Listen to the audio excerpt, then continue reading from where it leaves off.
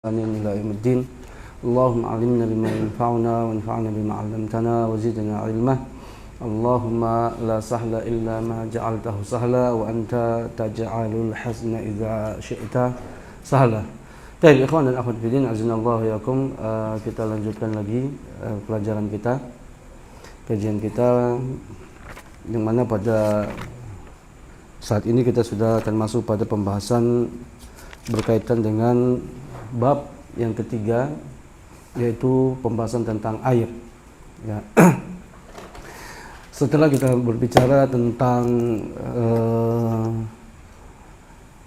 tata cara berwudu atau pembahasan berkaitan dengan taharah, bersuci, yaitu wudu, maka kita berbicara tentang alat digunakan untuk bersuci. Ya. Alat yang akan kita gunakan untuk bersuci, dan dalam hal ini ya, pada hukum asalnya yang digunakan untuk bersuci itu adalah menggunakan air.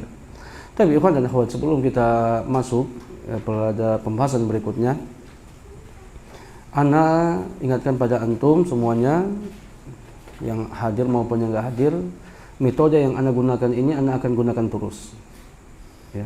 Jadi antum jangan terlena, cuma datang mendengar, pasang telinga, ya, cuma baca saja, tapi tidak pernah antum merojaah pelajaran-pelajaran antum. Anda tidak inginkan itu.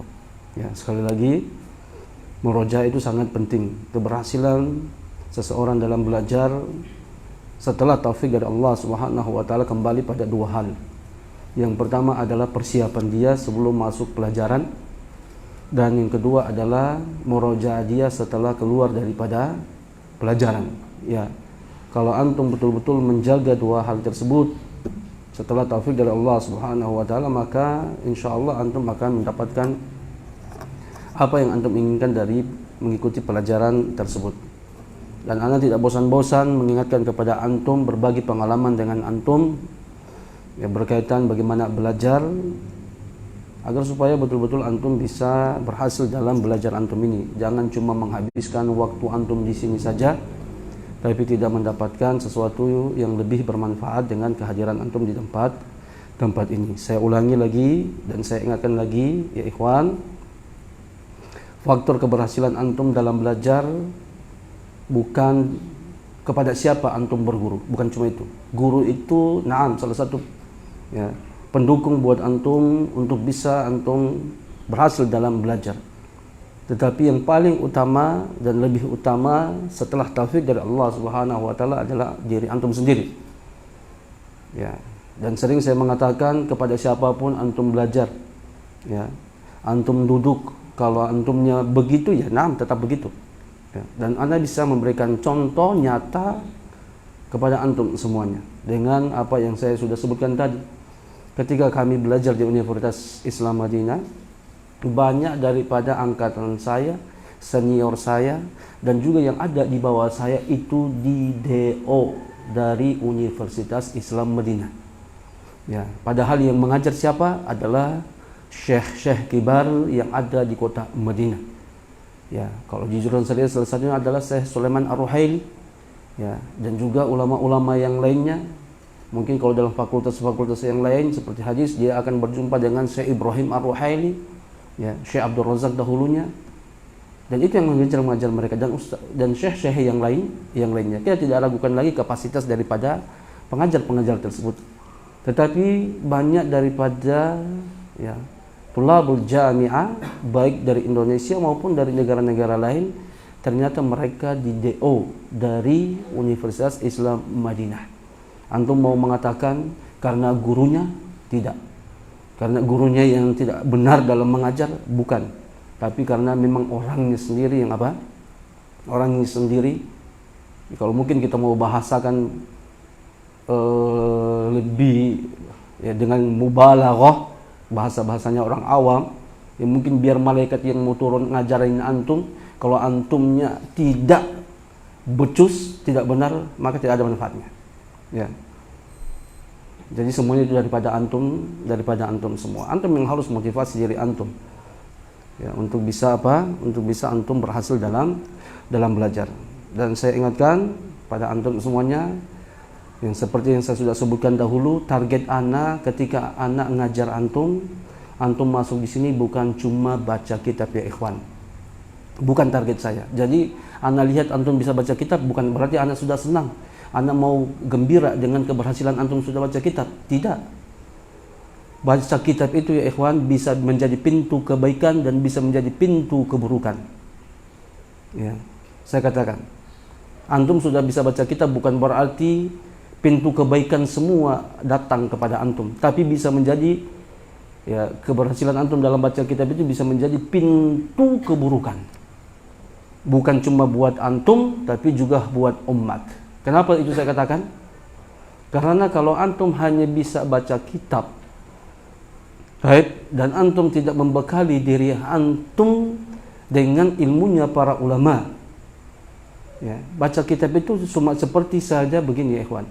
Ibaratnya baca kitab supaya antum tahu hakikat daripada baca kitab itu seperti orang yang anak SD yang belum tahu apa-apa diajarkan membaca. Setelah dia bisa membaca, apakah kata sekedar dia bisa membaca dia sudah paham semuanya? Dia sudah jadi orang wow? Itu dia. Jadi antum jangan merasa wow ketika antum sudah bisa baca kitab. Tidak ada apa-apanya. Ya. Itu ibaratnya anak TK ya, masuk SD diajarin membaca. Sudah bisa membaca. Antum ini baru belajar membaca. Orang baca kitab itu baru belajar membaca. Belum punya apa-apa daripada ilmu agama. Belum dia mendapatkan ilmu sesuatu daripada ilmu agama. Itu baru ilmu alat. Makanya dikatakan Ausorof itu adalah ilmu alat. Ya. Itu baru ilmu alat antum. Dan ilmu alat ketika antum sudah punya bisa menjadi pintu kebaikan buat antum. Kenapa? Karena dengan ilmu alat ini antum bisa apa? Bisa mengkaji ilmunya Allah dan juga apa yang diwariskan oleh Nabi Sallallahu Alaihi Wasallam dengan ilmu alat tadi. Makanya antum harus kembangkan diri antum, belajar kaidah-kaidahnya para ulama, belajar usul fikih, belajar qawaidul fikih, belajar maqasidus syariah, belajar fikih, belajar akidah, ya, baik tauhid uluhiyah maupun tauhid asma wa sifat dan lain-lain sebagainya, ilmu hadis dan lain-lain sebagainya. Barulah di situ antum akan mendapatkan manfaat daripada belajar antum. Dan itu akan menjadi kebaikan. Ilmu baca kitab antum tadi itu akan menjadi ilmu yang bermanfaat, yang menjadi kebaikan buat antum pribadi dan juga buat masyarakat. Tapi kalau antum cuma mencukupkan ilmu baca kitab, antum bisa menjadi seorang penyesat dan seorang pemecah belah dan juga perusak di tengah masyarakat. Bagaimana itu? Wah, karena antum sudah bisa baca kitab, makanya sangat lucu kalau ada ikhwah ataupun akhwat ya, bertanya, oh dia sudah bisa baca kitab, oh sana dia sudah bisa baca kitab, Masya Allah. Apa Masya Allah? Nah betul, saya euforiasi Masya Allah, tapi jangan terlalu berlebihan euforianya, karena antum bisa jadi penyesat antum. Mana itu penyesatnya? Ketika antum mencukupkan itu saja, pergi di tengah masyarakat, lihat bawa kitab, Masya Allah, sudah bawa kitab, disuruh baca, oh apalagi dia sudah bisa baca, ya. Wasababul ikhtilaf atau wasababul khilaf kama tantaqil taharatul qadami ila al-khuffi idza satara al-khuffa kadzalika atau idza satara al-khuffu kadzalika tantaqil taharatul khuffi al-asfal wajibati. Antum bisa baca, antum bisa artikan. Akhirnya apa? Cuma modal baca kitab, antum belum paham bagaimana metode para ulama berdalil. Antum pergi di tengah masyarakat awam yang tidak tahu baca kitab, antum dijempolin, ya, woi sudah jago nih dia. Akhirnya mengeluarkan fatwa ataupun mengeluarkan pendapat yang dia tidak tahu bagaimana caranya sehingga keluar pendapat dan fatwa tersebut. Itulah saya katakan penyesat. Antum paham?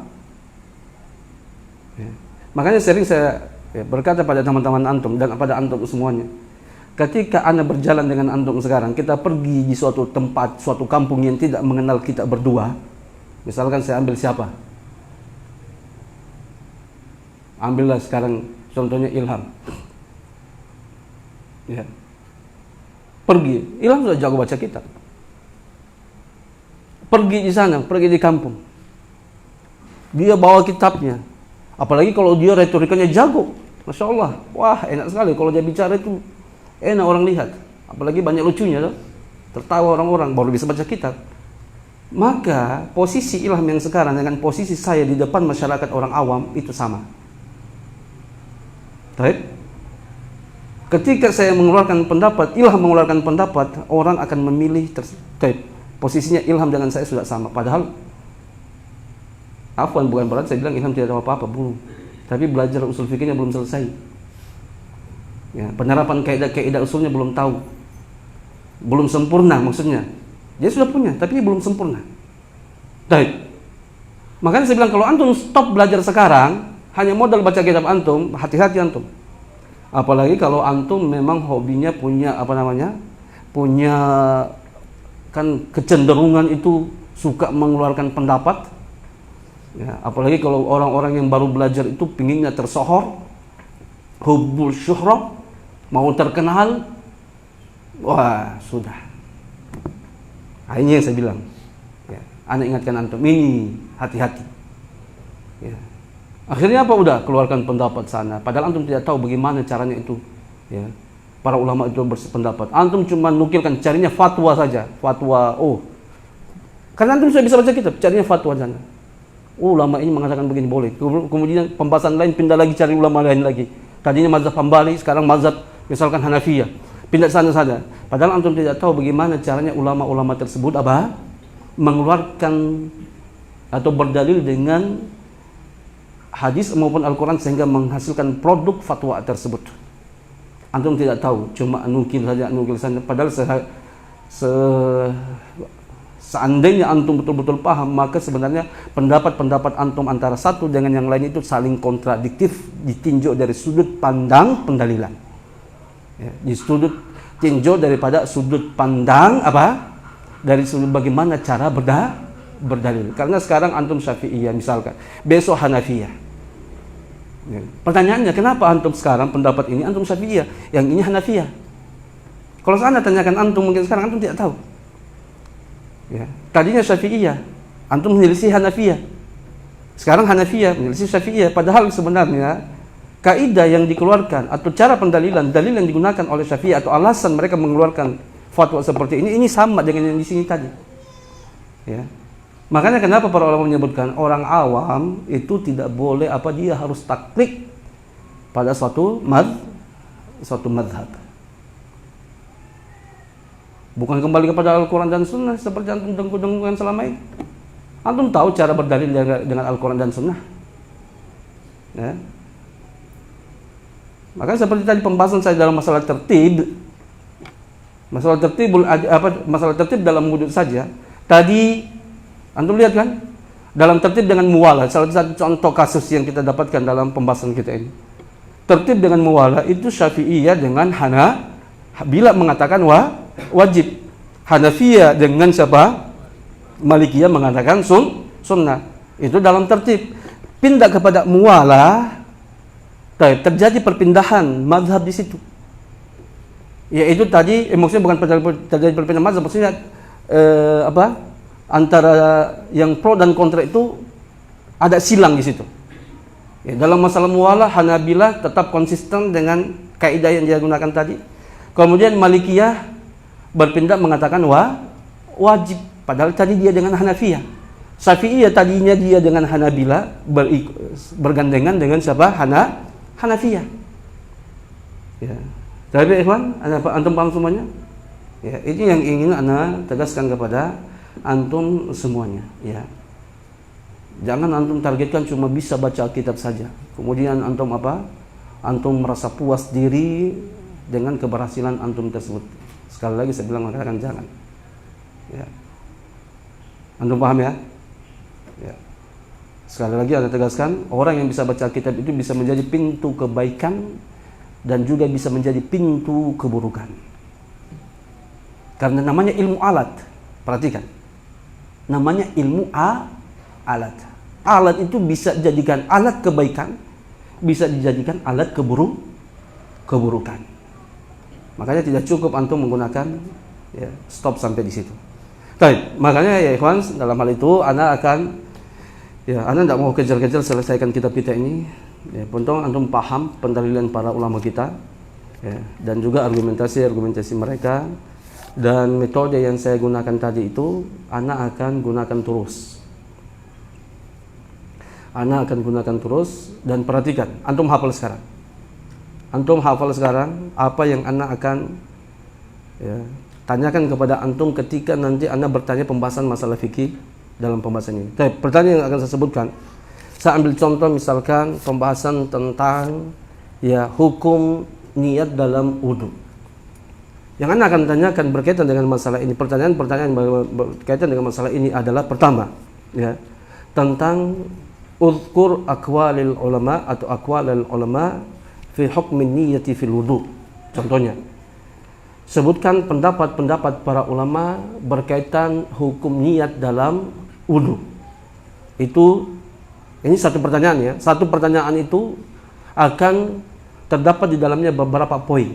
Pertanyaan pertama yaitu berkaitan dengan masalah niat wudu. Hukum, sebutkan pendapat-pendapat para ulama berkaitan dengan hukum niat dalam wudu. Baik. Kemudian ma'adillatihim, bersamaan dengan penyebutan dalil-dalil para ulama. Baik, wa wajhul istidlal, dan sudut pandang pendalilan daripada setiap ulama tersebut. Ya. Baik. Wa ma huwa ar-rajih ma'a tarjih, dan apa yang rajih menurut antum dan bagaimana antum bisa merajihkan. Terkhusus buat anak angkatan pertama. Ya, kalau masalah rajih dan tarjih, anak akan tanyakan hal tersebut kepada antum semuanya, dan itu lebih khusus lagi buat anak angkatan pertama. Baik, antum paham sekarang? Ya, metode pertanyaan yang akan anda lemparkan kepada antum apa? Coba baca. Baik. Saya akan ambil satu pembahasan, kemudian saya tanyakan tentang pendapat-pendapat para ulama dalam pembahasan tersebut tentang hukumnya. Baik. Kemudian adillatihim, dalil-dalil mereka. Kemudian apa lagi? Wajhul istidlal, sudut pandang pendalilan. Baik. Apa lagi? Wa ma huwa rajih. Baik. Saya akan tanyakan rajihnya saja. Pasti kalau antum sudah sebutkan rajihnya, pasti yang lainnya marju. Baik. Wa ma huwa rajih, dan mana yang rajih ma'a tarjih, bersamaan dengan penguatan antum tadi. Maksudnya antum mengatakan yang rajih adalah pendapat jumhur ulama. Pertanyaan saya, kenapa antum merajihkan itu? Pertanyaan saya, kenapa antum kuatkan pendapat jumhur dibandingkan pendapat Hanafiyah? Bisa dipahami? Ya. Dan itu ana tanyakan, ujikan kepada antum bukan pakai tulisan. Ana tanya langsung. Ya, kalau tanya langsung begini lebih enak. Tidak ada lagi yang hitungan gitu. Jadi salah, kelihatan betul salahnya. Gitu kan? Kentara yang tidak belajar, kentara yang tidak murojaah. Kalau pakai tulisan kan ujiannya ya udah. Karena saya tidak ada ijazah di tempat ini. Jadi ketika tulisannya pakai tulisan, ujiannya pakai tulisan, antum tidak terlalu peduli, pokoknya salah juga tidak ada apa-apa. Karena tidak ada ijazahnya. Tapi kalau seperti begini kan ditahu nih antum semuanya. Oh, ya, ini tidak belajar, ini tidak murojaah. Ya. Baik, bisa dipahami? Baik, itu yang pertama. Ya, berkaitan dengan pembahasan kita masalah bidayatul mujtahid. Kemudian informasi berikutnya, insyaallah besok kita akan kaji kitab apa? Fathul Majid, Syarah Kitabu Tauhid. Caranya juga ikhwan seperti cara saya yang saya lakukan sekarang. Antum baca dan ana syarah. Ya, antum baca dan ana yang akan menjelaskan maksud daripada kitab tersebut berdasarkan penjelasan para ulama kita. Jadi anda antum perhatikan, siapkan diri antum untuk membaca. Dan sekali lagi, jangan berarti anak sekarang tidak tanyakan i'rabnya, besok anak tidak tanyakan. Ya. Anak itu datang mood-moodnya. Kalau tiba-tiba lagi moodku ingin tanyakan masalah nahwu sorof, ya, anak akan tanyakan. Ya. Jangan antum pikir, oh Ustaz Tasmi tidak tanya ji. Ya, nahwu sorofnya tidak tanya ji, dah lewat ji. Kadang biarkan biasanya dibaca, malam ini dibaca ada salah, oh enggak apa-apa ji, dia tidak tanyakan. Jangan antum gunakan kaidah itu. Tidak ada kaidah begitu saya. Ya. Malam ini iya saya tidak tanyakan, tapi tunggu tiba-tiba saya tanyakan kepada antum. Ya. Baik, itu yang pertama. Terus kemudian yang berikutnya, antum harus menghafal matannya. Saya tidak mau terima tidak. Tidak ada yang bilang saya tidak hafal, saya tidak terima.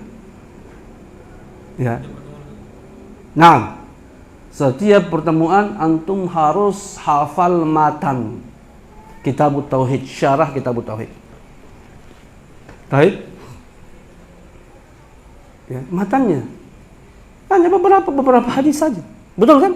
Ada beberapa poin diucapkan, matannya saja, matan Kitabut Tauhid, bukan syarahnya yang antum baca, bukan syarahnya yang antum hafal, tapi matannya. Ya, di situ antum lihat nanti. Tapi ya, mungkin kalau untuk besok, karena kita masih pembahasan muqaddimah besok, ya, jadi ana belum minta kepada antum untuk matannya. Tapi pertemuan pekan depan itu sudah harus penyerahan matan, baik ikhwan maupun akhwatnya. Paham? Baik ikhwan maupun akhwatnya. Dan ana akan bertanya secara acak. Ya. Dan ana sudah mulai berpikir metode apa yang ana akan gunakan. Ya, mungkin pembahasan antara maghrib dengan isya itu ana akan paparkan materi. Antara setelah salat isya sampai selesai, ya ana akan tanya antum satu persatu. Jadi di situ murojaahnya, bukan pertama. Karena ya murojaahnya pas antara setelah isya dengan apa? Sampai jam 9. Ya. Terserah nanti, pokoknya intinya murojaah ya. Saya baik usul fikih baik fikih maupun tauhid nantinya, ya. Jadi habis maghrib ana tidak akan tanya antum begini-begini, ya, tidak akan murojaah, tapi kita masuk pada pembahasan. Tapi setelah itu baru kita murojaah. Berarti kalau tauhid itu saya akan tanyakan berkaitan dengan masalah matan, ya, hafal matannya. Dan juga nanti akan berkaitan dengan syarah-syarah yang kita murojaah daripada itu semua. Baik, bisa dipahami? Ya. Baik, ada yang mau ditanyakan? Hah? Nah, untuk pembahasan tauhid juga terbuka buat umum, ya. Nanti Yuda, siapa yang biasa buat pamflet? Sudah jadi? Nah, besok antum sudah bisa share ya pamflet tersebut. Biar mungkin ada yang lain untuk apa? Ya, ikhwan maupun akhwat ya, yang umum mau hadir, mau ambil faedah, silahkan untuk hadir. Baik. Itu ya berkaitan dengan masalah ini. Sudah paham ya? Antum sudah tahu cara saya sekarang? Karena kemarin anak terlalu santai. Anak biarkan antum, cuma anak capek berkotek-kotek saja gitu kan. Anak bercapek menjelaskan. Ternyata antum ya dengar. Ya, tapi pulang di rumah nggak pernah murojaah. Baik. Sekarang kita masuk pada pembahasan yang baru. Ya, adapun yang lainnya nanti, ya, yang belum saya tanya nanti saya akan tanya pada pekan berikutnya. Ya. Dan sekarang masuk pada pembahasan al-babul tsalits. Baik, man yaqra?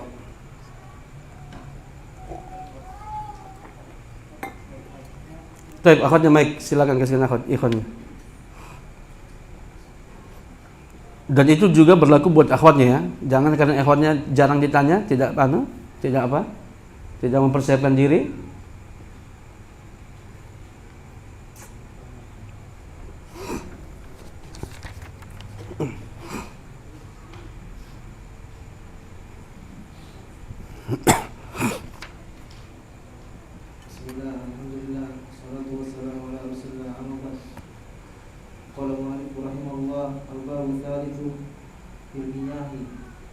والأصل في وجوب الطهارة بالمياه قوله تعالى ينزل عليكم وينزل ada waw وينزل عليكم من السماء ماء ليطهركم به وقوله فلم تجدوا ماء فتيمموا صعيدا طيبا وأجمع العلماء على أن جميع أنواع المياه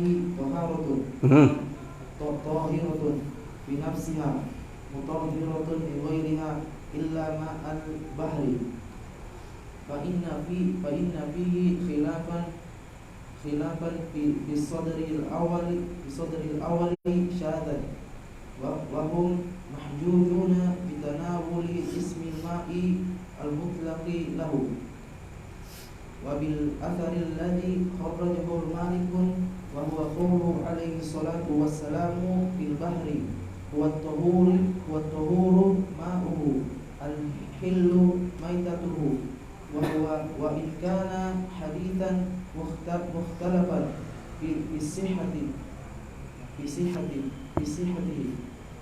فظاهر الشرع يعدده.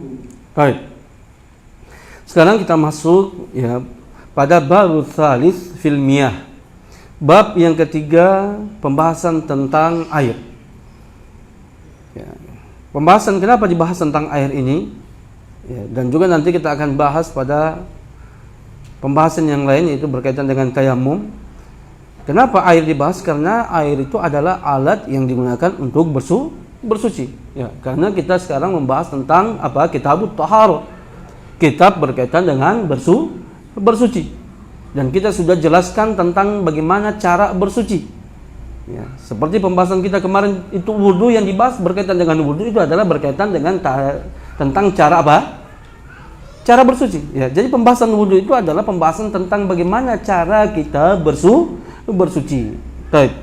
Dan wudu itu membahas tentang cara bersuci berkaitan dengan hadas asghar. Ya, hadas kecil. Baik. Setelah itu beliau masuk pada, setelah menjelaskan bagaimana cara bersuci, beliau masuk pada pembahasan tentang kita alat untuk bersuci. Ya. Sesuatu yang digunakan untuk bersuci, yaitu dalam hal ini beliau adalah al-miyah. Yang beliau jelaskan adalah al-miyah, tentang air. Ya. Baik ya. Antum pahami dan nanti Anda akan tanyakan salah satu pertanyaan ini. Ya, kenapa air dibahas? Pembahasan air itu dibahas dalam pembahasan masalah fikih. Dan kenapa dimasukkan pembahasan tersebut, air tersebut dalam masalah apa? Dalam pembahasan kitab apa? Kitabut Thaharah. Ya, Anda sudah jelaskan dan nanti antum harus jelaskan. Dan beliau berkata, qala al-muallif rahimahullahu taala, wal aslu fi wujubit taharati bil miyahi. Ya. Qauluhu ta'ala wa yunazzilu 'alaikum minas sama'i ma'an liyutahhirakum bih. Baik, beliau mengatakan asal tentang asal dalam wajibnya tahara dengan air adalah firman Allah Subhanahu wa taala dalam surat Al-Anfal, yang mana Allah mengatakan wa yunazzilu 'alaikum, dan Allah Subhanahu wa taala menurunkan kepada kalian minas sama'i, daripada awan, ma'al yutahhirakum bih, yaitu apa? Air yang Allah Subhanahu wa taala membersihkan kalian dengan air tersebut, atau mensucikan kalian supaya mensucikan kalian daripada air dengan air tersebut. Baik, beliau di situ mengatakan al aslu fi wujubit taharah. Apa maksud asal di situ? Maksud asal di situ adalah dalil. Betul? Baik, antum sudah belajar kan? Angkatan kedua sudah belajar pembahasan tentang apa? Yang diajarkan Ustaz Andi? Waraqat sudah? Baik. Beliau sudah pernah enggak di situ dalam kitab Waraqat, awal-awal pembahasan Waraqat, di situ beliau menjelaskan tentang makna asal ketika beliau menjelaskan tentang apa? Usul fikih. Ya. Betul? Anda sudah diajarkan? Sudah lewat tuh? Oh, Masya Allah, sudah lewat. Baik. Secara bahasa, asal itu adalah, maknanya adalah apa? Al-asas. Yaitu pondasi atau ma yubna alaihi ghairuhu. Sesuatu yang lainnya itu dibangun di atasnya. Itu secara bahasa. Baik. Pertanyaan saya, secara istilah, sebutkan makna asal secara istilah dalam istilah para ulama kita. Apa itu asal? Antum cari di situ tidak ada, itu buku fikih ini. Antum tidak akan dapat di situ. Itu pembahasan kata antum. Antum mau lihat, antum memang tidak pernah merujak antum semuanya. Jangan dulu, yang angkatan kedua. Ini maksudnya apa? Am yuridu bihil khusus. Ya, lafaz saya itu am yuridu bihil khusus. Lafaznya umum, tapi diinginkan adalah khusus. Ya, baik. Baik. Angkatan pertama, angkatan kedua. Ya, di situ sebutkan asal itu ada 3 maknanya, 3 maksudnya dalam istilah ulama. Kalau 3 antum mendapatkan kalimat asal, tidak keluar daripada 3 tadi. Baik, sebutkan. Juna. Apa dulu? Antum Juna dulu. Kalau Juna tidak bisa baru antum. Pertama apa?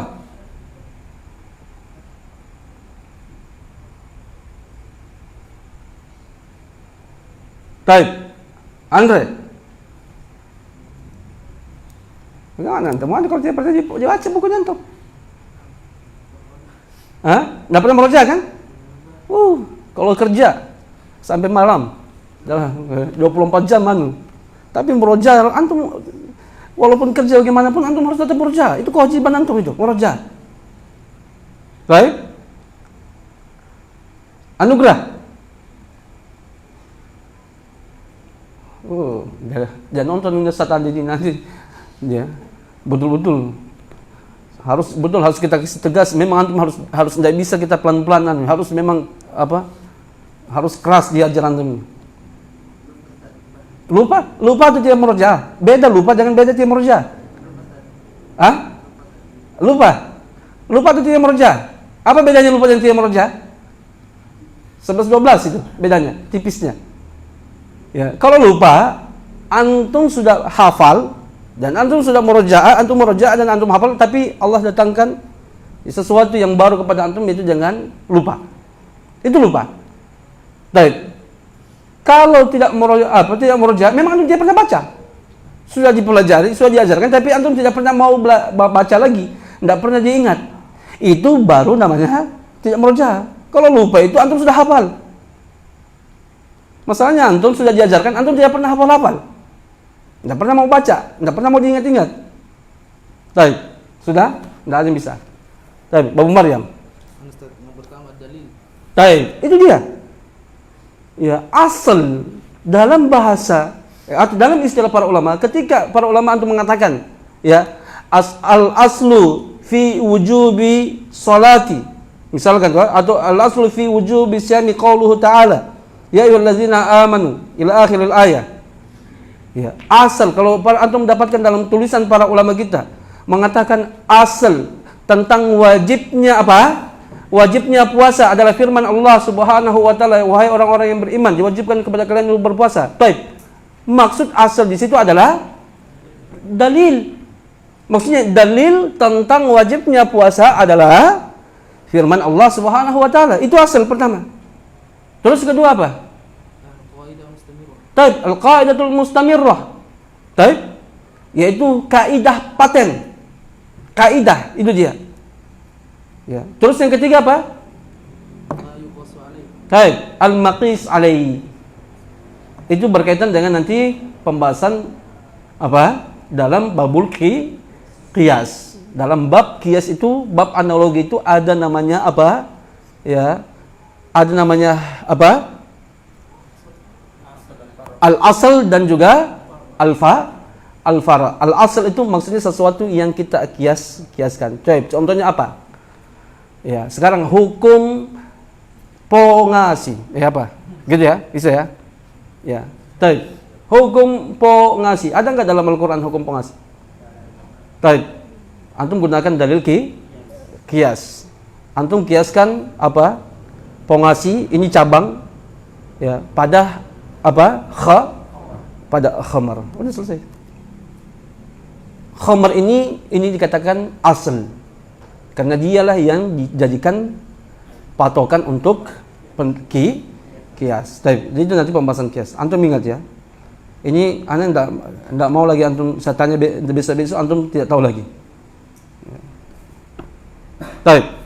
Contohnya di sini apa yang beliau mengatakan wal aslu fi wujubi taharati bil miyah. Itu dia.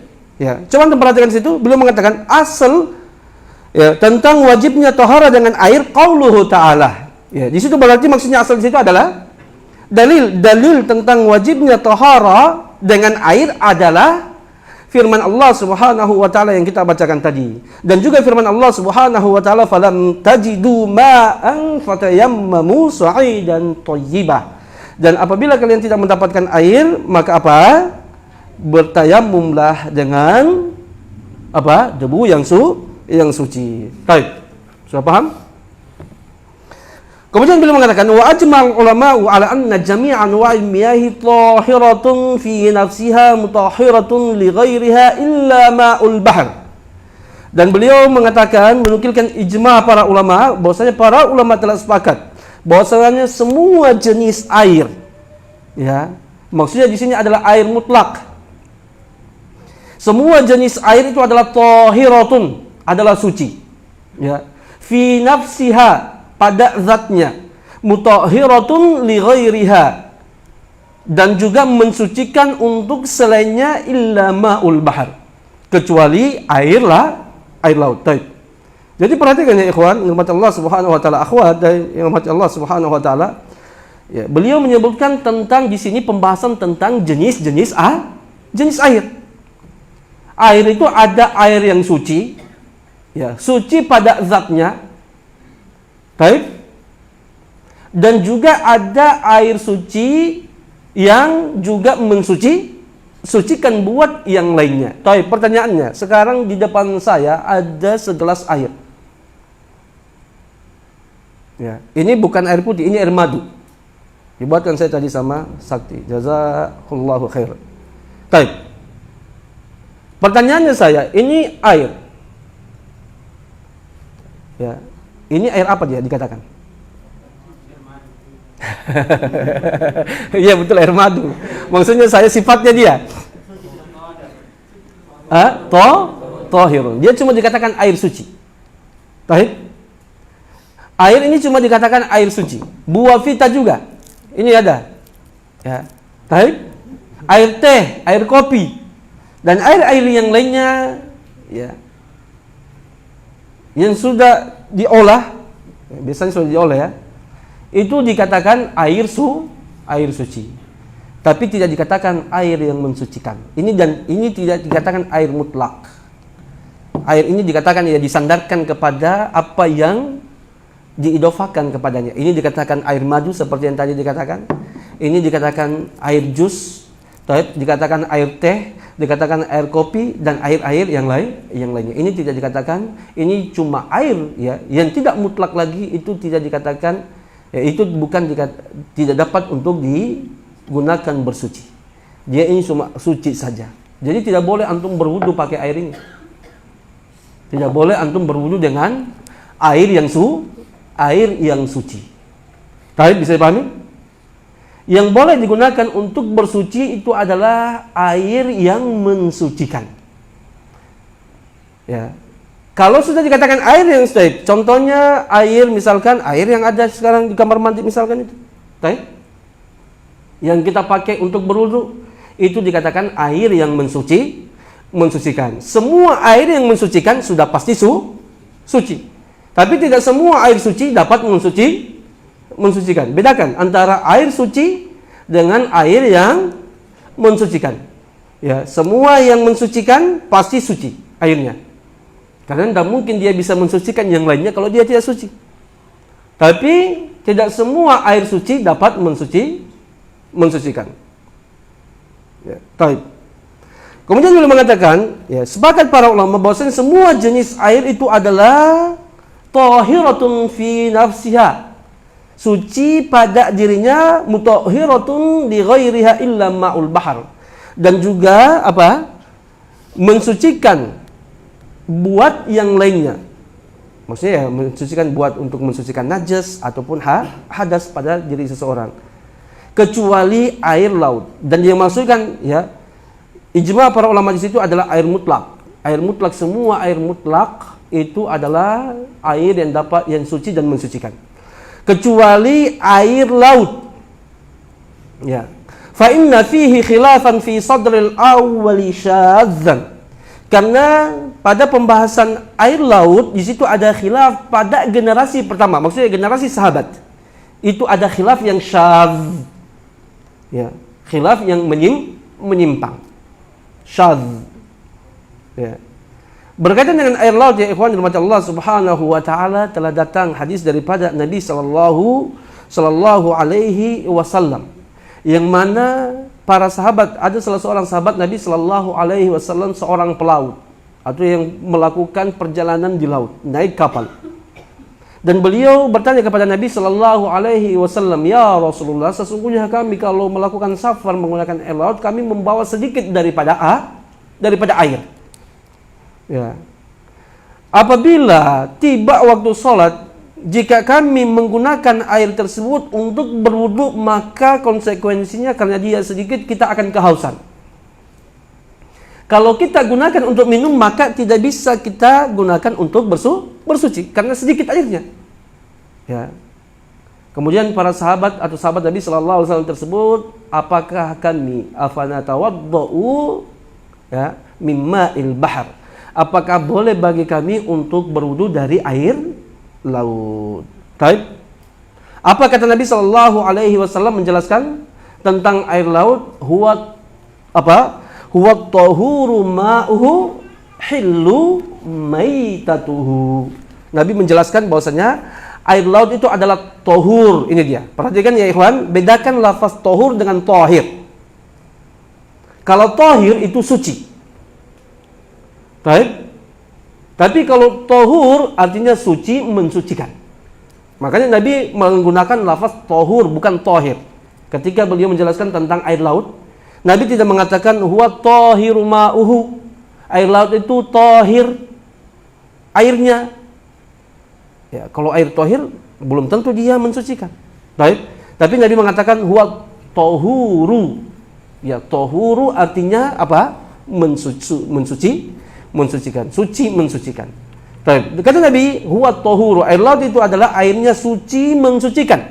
Ya, hillu maitatuhu, dan juga bangkainya adalah halal. Baik. Paham sampai situ? Anda pelan-pelan saja. Ya. Kalau antum belum paham, Anda ulangi. Paham ya? Akhwatnya paham? Baik. Kemudian kita kembali apa yang beliau katakan. Ya, fa inna fihi khilafan fi sadril awwali syadzan. Ya. Baik, syadzan. I'rabnya apa sih itu? Na'at. Dia nasab na'at dari khilafan. Ya. Sesungguhnya apa? Pada generasi pertama ada khilaf yang syadz. Baik. Di antaranya apa? Ya. Yang mengatakan bahwasanya air laut tidak dapat mensucikan itu diantaranya adalah sahabat Abdullah bin Umar dan juga Abu Hurairah ya, dan sahabat yang lainnya yang mengatakan bahwasanya air laut itu tidak mensucikan. Tetapi di awal generasi atau di awal generasi sahabat itu ada khilaf, tapi setelah khilaf itu terjadi ada khilaf. Tapi setelah itu terjadi ijma' bahwasanya air laut mensucikan. Baik. Kita lanjut apa yang dikatakan oleh mu'allif. Wa hum mahjujuna bitanawuli ismil ma'il mutlaqi lahu. Ya, dan ulama ya atau sebagian ya sahabat yang mengatakan bahwasanya air laut itu tidak mensucikan, hum mahjujuna. Mereka itu dibantah ya, atau didebat bitanawuli ismil ma'i mutlaqi lahu, dengan mencakupnya penamaan air mutlak bagi air laut. Maksudnya apa? Ya. Kita bantah pendapat ulama tersebut atau sebagian orang yang mengatakan bahwasanya air laut tidak dapat disucikan. Kita mahjujuna, hum mahjujuna. Ya. Mereka dibantah dengan bagaimana kita mengatakan bitanawuli ismil ma'il mutlaqi lahu. Bahwasanya air laut itu dinamakan air mutlak. Dan Allah mengatakan dalam Al-Qur'an apa? Wa yunazzilu 'alaikum minas sama'i ma'al yutahhirakum bih. Ya, tadi sudah ijma' para ulama bahwasanya air mutlak itu dapat digunakan bersuci, dan air laut itu masuk dalam penamaan air mutlak. Apa itu air mutlak ya ikhwan tadi? Air mutlak, air yang disucikan. Air mutlak itu adalah air yang tetap dalam bentuk penciptaannya dia. Itu dia air mutlak. Ya, air yang tidak berubah dari awal penciptaannya. Baik, air laut memang dari dasar diciptakannya dia, Allah Subhanahu wa taala menjadikan dia asin. Baik. Bisa dipahami? Begitu juga apa? Air sungai, ya, air sumur. Ya, ketika antum misalkan galak sumur, kok Ustadz, ya, air sumur saya itu kuning sekali. Betul kan? Ketika antum ada kan air apa? Air sumur yang kuning, betul? Ya, yang banyak sekali zat besinya. Ini di pondok kita ini airnya kuning sekali. Ya. Di pondok ini di kawasan masjid kita ini Al-Makmur ini, ya, di pondok ini airnya sangat kuning sekali. Kalau antum pakai itu, ya, pokoknya beberapa hari itu sudah berkarat itu kamar mandi, ya, karena saking kuningnya. Tapi pertanyaannya, air ini yang sekarang di pondok kita antum pakai berudu, dia itu kuning, apakah dia itu mensucikan ataukah tidak? Tapi kan kuning airnya, berubah warnanya. Baik. Memang dia sudah apa? Dia ketika antum galak muncul dari dalam tanah, memang sudah warnanya kuning. Beda kalau air yang apa? Dicampurkan sesuatu yang suci yang merubah sifat air tadi. Tapi bisa dipahami ya? Akhwatnya paham? Baik, kemudian beliau mengatakan wabil asaril ladzi kharrajahu Malikun wa huwa qauluhu alaihi salatu wassalam fil bahri. Dan juga bil athari itu ataf kepada apa? Kalimat yang sebelumnya wahum mahjujuna, ya. Mereka itu dibantahkan. Bagaimana cara kita membantah mereka? Itu dia. Di sini beliau menjelaskan bagaimana kita mau membantah, kita menyangga orang yang mengatakan bahwasanya air laut itu tidak dapat disucikan. Kita bantah pertama dengan metode pertama apa? Kita katakan bahwasanya air laut itu tetap dikatakan air mutlak. Kalau air mutlak berarti bisa digunakan untuk berwudu. Right? Itu dia. Pertama, wabil athari itu dia. Kemudian metode bantahan kedua, ya, kita sanggah kedua, kita bantah dengan athar, hadis. Alladzi kharrajahu Malik, yang dikeluarkan oleh Imam Malik, wa huwa qauluhu alaihi salatu wassalam, dan athar tersebut adalah hadis Nabi sallallahu alaihi wasallam fil bahar, berkaitan dengan laut. Apa itu? Seperti yang kita sebutkan tadi. Nabi mengatakan tentang air laut, huwa tahuru, itu dia. Ya. Air laut itu adalah tahur. Arti tahur itu adalah mensucikan, bukan suci. Ya. Air laut adalah suci dan mensucikan, ma'uhu, airnya. Hillu maitatuhu, itu hadis dari Nabi sallallahu alaihi wasallam. Wa huwa, dan hadis ini wa in kana haditsan mukhtalafan fi sihhatihi, walaupun hadis yang diperselisihkan tentang kesahihannya, fa zahiru syar'i yu'addiduhu, maka zahirnya syariat ini itu menguatkan hadis tersebut. Baik, ya ikhwan dimati Allah Subhanahu wa taala, berkaitan dengan hadis Nabi sallallahu alaihi wasallam tentang air laut, huwa tahuru ma'uhu hillu maitatuhu. Naam, di situ diperselisihkan. Ada sebagian ulama yang mendhaifkan hadis tersebut. Tetapi kebanyakan ulama dan juga ulama-ulama dan ulama-ulama hadis itu mensahihkan hadis tersebut. Di antaranya adalah Imam Ibnu Hajar Al-Asqalani, Imam Nawawi, dan juga Imam Tirmizi, dan Imam Tirmizi meriwayatkan daripada Imam Bukhari tentang sahihnya hadis tersebut. Naam, hadis itu adalah hadis yang sahih. Ya. Baik, berarti hadis ini dapat kita gunakan untuk berhujjah tentang apa? Sucinya, bukan sucinya. Kita tidak berbicara kalau suci, sudah sepakat, tidak ada khilaf di antara para ulama tentang tahurnya air laut, yaitu bisa dia mensucikan, bisa digunakan bersuci. Baik. Kemudian beliau mengatakan walaupun hadis ini diperselisihkan tentang kesahihannya, tapi kita sudah katakan bahwasanya hadis ini bukan dianukan. Walaupun diperselisihkan dan yang sahih adalah hadisnya sahih. Hadisnya adalah hadis yang sahih, bisa digunakan hujjah. Baik, beliau mengatakan fa zahiru syar'i yu'addiduhu. Tapi zahirnya syariat ini menguatkan hadis tersebut. Maksudnya apa? Bahwasanya zahirnya yaitu adanya ijma' para ulama yang berkaitan dengan apa? Hadis, ya, atau berkaitan dengan air laut, ijma para ulama mengatakan air laut mensucikan. Baik. Ya, jadi di sini bagi ulama yang mensahihkan hadis ini, perhatikan, bagi ulama yang mensahihkan hadis ini berarti hadis ini sahih secara matan. Bagi ulama yang mengatakan dhaif, hadis ini dhaif, tapi bisa dijadikan hujjah. Kenapa? Karena ada apa?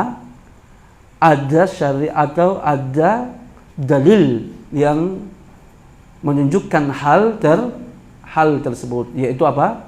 Ijma' para ulama. Secara makna dia sahih. Baik. Kemudian beliau mengatakan wa kadzalika ajma'u. Siapa lagi baca? Belum. Fadhol.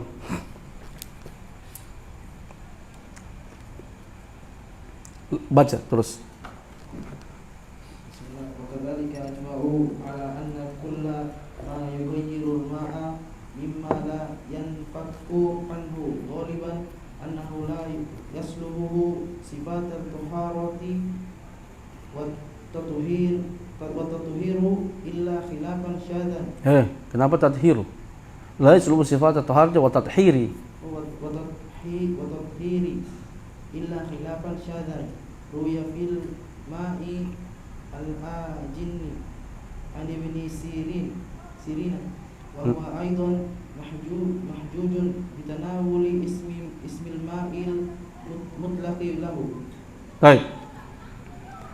Kemudian beliau mengatakan wa kadzalika ajma'u, ya. Demikian pula para ulama telah sepakat ala anna kulla ma yughayyirul ma'i, bahwasanya segala hal yang merubah air mimma la yanfakku anhu ghaliban, yang tidak dapat dipisahkan daripada air tersebut, annahu la yaslubuhu sifatat taharati, bahwasanya ya sesuatu yang merubah air yang tidak bisa dipisahkan dari air tadi itu tidak mengambil sifat tahara daripada air dan juga sifat mensucikan daripada air illa khilafan syadz, kecuali khilaf yang syadz diriwayatkan pada Ma'ul Ajin dari Ibnu Sirin. Ya. Baik. Apa yang dikatakan oleh mu'allif rahimahullah taala di sini ya ikhwan dan akhwat fiddin azanillahu wa iyyakum, beliau menjelaskan tentang ijma para ulama. Ya. Tadi beliau sudah menyebutkan apa? Ya, berkaitan dengan apa? Pembahasan air laut, ya. Di situ sudah dinukulkan juga ijma bahwasanya ya, ada ijma air laut itu adalah suci. Kemudian beliau mengatakan di sini juga para ulama juga bersepakat. Ya, perhatikan pada poin-poin yang disepakati oleh para ulama berkaitan dengan air. Antum hafal. Ya. Baik. Perkara kedua yang disepakati oleh para ulama berkaitan dengan air, pembahasan air itu adalah juga mereka sepakat bahwa sesuatu ya yang merubah air, yang mana sesuatu itu tidak bisa dipisahkan daripada air, ya, pada umumnya itu maka sesuatu itu tidak merubah sifat air itu suci dan juga dapat mensucikan. Contohnya begini, ya. Air yang ada misalkan di bawah pohon. Paham ya? Bisa pahami? Ya. Ataupun air yang banyak lumutnya. Baik. Lumut suci apa tidak? Hah? Suci, betul kan? Suci enggak air lumut? Baik. Kemudian daun-daun pohon, tangkai-tangkai pohon, biasanya kan jatuh itu biasanya itu, ataupun buah yang di apa masuk ada apa buah-buahnya itu kan, ya jatuh ke air. Tapi perhatikan, ketika benda-benda suci tadi, ya, misalkan ada air yang di situ ada lumutnya, ataupun air yang ada di bawah pohon yang mana di situ apa pohon itu sering daun-daun pohon ataupun juga buah-buah pohon tersebut masuk ke dalam air, dan ketika itu merubah rasa daripada air tadi, maka ijma' para ulama, air itu tidak, ya, sesuatu yang merubah tadi itu, ya, tidak mengeluarkan air daripada sifat suci dan mensucikan, walaupun berubah apa? Rana dan rasanya. Antum bisa paham? Gambarannya paham? Hah? Seperti air yang disebutkan tadi, tidak. Kalau air yang disebutkan tadi memang dari sononya dia. Paham nggak? Kalau air yang tadi kita gali warna kuning itu memang dari sononya, memang antum gali, dia tidak, bukan karena apa? Bukan karena dimasuki suatu benda yang suci sehingga membuat dia kuning, tidak. Tapi karena memang ketika digali sudah kuning, memang itu dia asal penciptanya memang air tersebut. Bisa dipahami nggak? Tapi yang di sini dia adalah air yang normal, ya, yang dia itu bening, ya, airnya tawar gitu kan. Kemudian baunya juga normal seperti, ya, kita tahu semuanya air. Tapi karena dia ini berada di lingkungan yang di situ banyak lumutnya, yang mana lumut-lumut ini saking banyaknya mempengaruhi daripada rasa air tadi. Bisa dipahami nggak? Ataupun mempengaruhi daripada bau air tadi. Ataupun juga apa? Ya, dia karena berada di bawah sesuatu pohon, misalkan anggaplah pohon apa? Ya. Pohon jambu. Ya.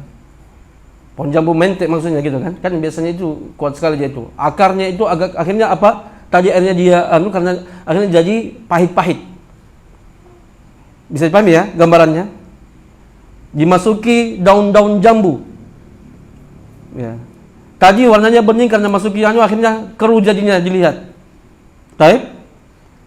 Keadaan tadi, ya, lumut itu adalah sesuatu yang bercampur dengan air yang sangat sulit untuk terpisahkan daripada air tadi. Ya, karena memang begitu keadaannya.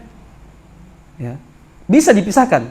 Bukan berarti tidak bisa dipisahkan, tapi sangat sulit untuk terpisahkan. Ada masyaqqah di situ. Ya, seperti tadi air yang ada di bawah pohon. Bisa dipahami enggak? Ya, antum bisa dipisah-pisahkan, tapi akan sangat sulit sekali. Makanya tidak bisa apa? Dia itu terus berkaitan. Jadi hal-hal tadi ketika merubah air, maka ijma para ulama dia tetap dikatakan suci dan mensucikan. Bisa dipahami? Baik. Hah? Apa itu? Air minumnya?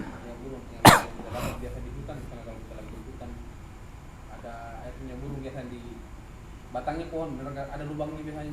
Ada biasanya airnya situ. Yang biasa diminum burung. Itu kan gitu. Tapi sebentar kita lanjutkan. Ini nanti pembahasannya tentang air gitu kan. Nah, nanti di sini setelah ini tentang nanti ada apa namanya? Air yang dia itu dimasuki benda yang suci. Nanti ada air mutanajis, ada air yang dia dimasuki benda suci yang mana itu keadaannya dia tidak seperti yang kita sebutkan. Dia itu ya, seperti contoh misalkan air putih kemudian dimasuki mungkin kena sabun, ya, ataupun dikenakan benda-benda suci yang lainnya yang merubah sifat daripada air tadi. Nanti itu kita akan bahas, ya. Tapi antum pahami dulu sesuatu yang diijma' tadi ini. Sudah antum paham? Ya. Nah, betul, ya. Sekarang contohnya tahu, kan biasanya pipa-pipa itu kan karena sudah saking lamanya gitu kan, ya. Sudah banyak lumutnya, sudah banyak tanah-tanahnya biasanya. Baik. Kita ambil air daripada tadi, kemudian banyak ya lumut-lumut apa tadi itu yang mempengaruhi perjalanan dia itu sehingga merubah daripada air tadi, maka air itu tetap suci dan mensucikan. Baik, kita lanjutkan dulu, kita selesaikan tinggal sedikit ya, tinggal 5 menit. Saya baca. Kemudian beliau mengatakan wattafaqu kecuali beliau illa khilafan syadzan. Ya, fil ma'il ajin, kecuali khilaf yang syadz pada air ajin. Baik, apa itu air ajin? Ya. Air ajin adalah air yang antum diamkan ya dalam suatu tempayan. Antum biasanya diloyang ya atau diguci. Biasanya kita dulu kan kita sudah ambil air simpan di guci, kemudian kita safar 1 bulan pulang kampung. Baik, biasanya air itu berubah rasanya. Karena saking lama saking lama berada di suatu tempat. Ya, sehingga tempat bau daripada tempat tadi itu mempengaruhi daripada air karena saking lamanya dia berada di tempat tadi. Misalkan biasanya kalau diguci lama gitu kan, ya, tidak diganti-ganti airnya, itu kan agak biasanya ada agak bau kah gitu kan, ataupun mungkin rasanya sudah berubah, ataupun warnanya juga mungkin sudah berubah. Padahal tadi dia itu air yang suci dan mensucikan, tapi karena disimpan saking lamanya dalam ember ataupun dalam gumbang, ya, misalkan 1 bulan 2 bulan tidak pernah diganti-ganti airnya, kemudian dia berubah. Maka juga para ulama sepakat bahwasanya itu adalah air mutlak, kecuali khilaf syadz daripada Ibnu Sirin. Ibnu Sirin mengatakan ya itu air itu adalah hanya cuma suci, tidak mensucikan lagi. Tapi yang benar adalah air itu tetap dikatakan dapat mensucikan, dia tahur. Wa huwa aidan, dan juga Ibnu Sirin juga mahjujuna, itu kita dibantah bitanawuli ismil ma'il mutlaqi lahu. Ya, kita bantah pendapat perkataan Ibnu Sirin dengan mengatakan bahwasanya tanawul ismil ma'il mutlak, ya. Apa namanya tanawul? Mencakupnya penamaan air mutlak lahu pada air ajin. Air ajin itu juga tetap dikatakan air mutlak. Baik? Bisa dipahami sampai situ? Ya. Sudah?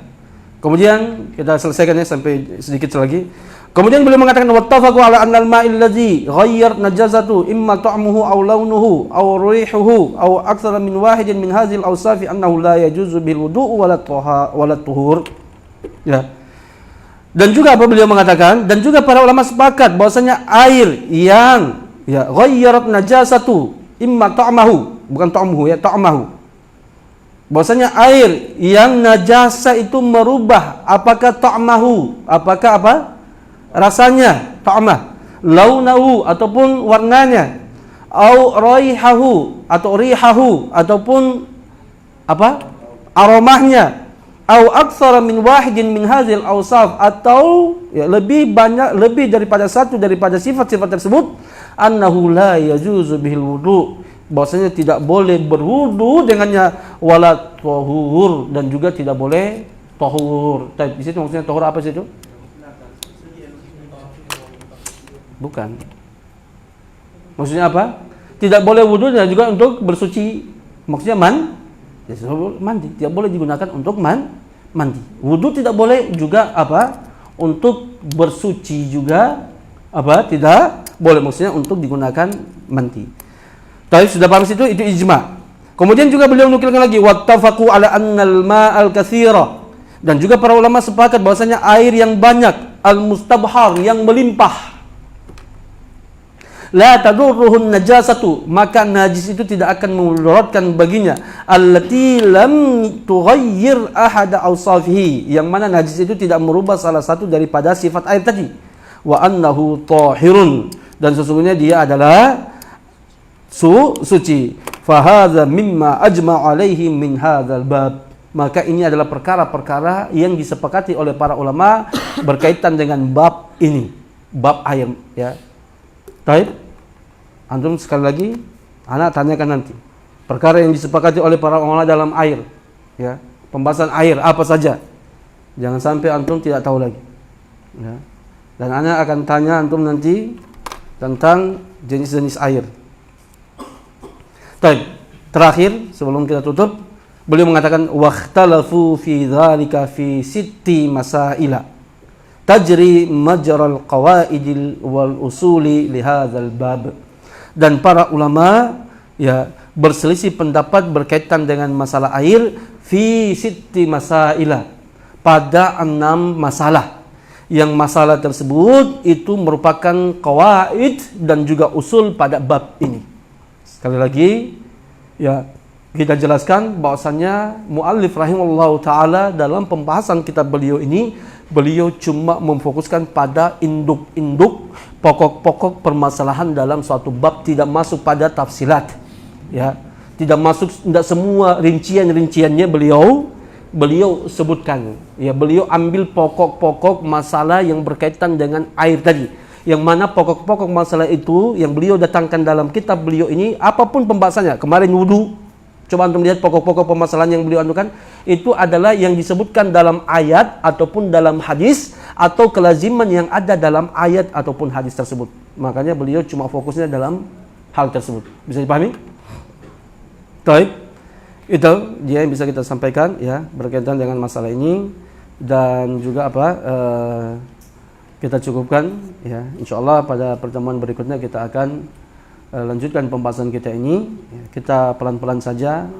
Yang paling utama itu adalah antum memahami apa yang kita bahas dan antum hafal dan mengingat apa yang kita bahas ya. Sekali lagi antum jangan luput daripada murojaah, karena anak akan ya, sering menggunakan metode ini kepada antum semuanya. Anak sekarang sudah merubah cara metode saya sekarang. Saya rubah ya. Karena kalau Anda biarkan selamanya, Anda biarkan saja antum tidak bertanya-tanya, ternyata ya itu memang ya. Akhirnya kita lalai. Karena tidak ada pertanggungjawaban. Tapi kalau ada pertanggungjawaban, ya biasanya kita lebih memperhatikan apa yang kita pelajari. Baik, ya itu dia. Kita tutup. Subhanakallahumma bihamdik, la ilaha illa anta, astaghfiruka wa atubu ilaik. Assalamualaikum warahmatullahi wabarakatuh. Tapi fadhol jika ada yang mau tanyakan, yang mau pulang juga fadhol karena sudah jam 9 ya. Tadi yang katakan bukannya kaul bah itu sudah disucikan atau dari para sahabat